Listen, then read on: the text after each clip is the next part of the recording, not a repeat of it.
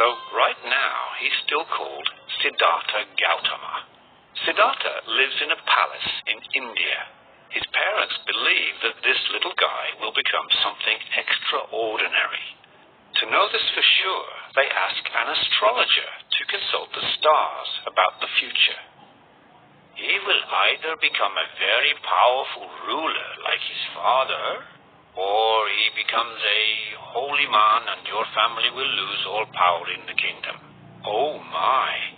Don't worry, as long as you keep him away from sickness, aging, poverty, and death, it will be all right. They decide to protect the prince from all such experiences.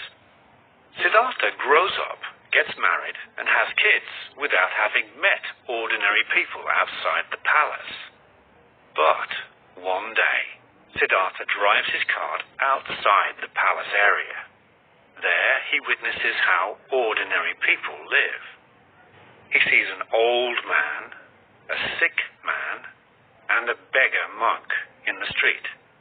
He also drives by a dead man. What? People get sick and are poor and die? Life is just endless suffering. Siddhartha doesn't want to suffer, and he doesn't want anyone else to do so either. This must be solved. He leaves his wife and child and goes away. Siddhartha asks a lot of wise men for advice on how to live, but doesn't get any good answers. So he decides to try not eating. He will starve himself like a beggar monk, an ascetic. Look how thin he has become. This clearly doesn't work. It won't make one happier. No, Siddhartha realizes this. He gives up the idea of starving himself and sits down beneath a Bodhi tree to meditate. Here he decides to stay until he's found a solution. Nothing will make him move. An evil demon called Mara appears to tempt him. Mara offers him lots of great things, but Siddhartha just stays put. And finally, after having meditated for 49 days, Siddhartha realizes what's wrong. Humans are never satisfied. They always want more.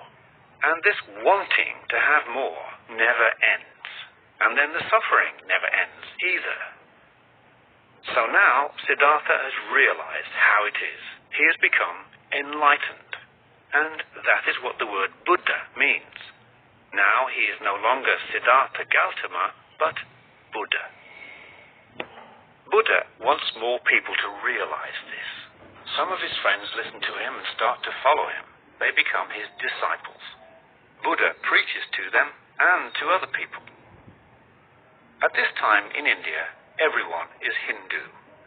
The Hindus believe in rebirth, reincarnation. You are born, live, die, are born, live, die, and so on, in an endless cycle, samsara. Stop! I want to get off! Buddha preaches the importance of getting free from samsara. Getting reborn makes it impossible to avoid suffering. Buddha had tried both being rich and starving.